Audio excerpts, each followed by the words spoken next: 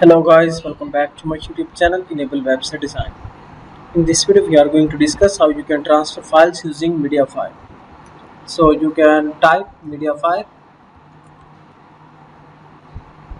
and after that here you can see official website mediafire.com.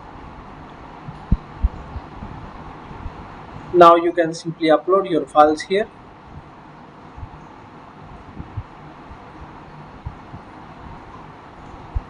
Click on upload button to add a new file. Let me select this file. You can also upload folders as well. Then after that click on upload button, and it will take few seconds. After that upload is complete. So if you want to share this file, then you can use this one. Then click on copy link, and after that you can share this link to anyone else. So if you want to download this file, then you can go here, three dots, and after that here you can see download button. In this way you can easily store your files on mediafire.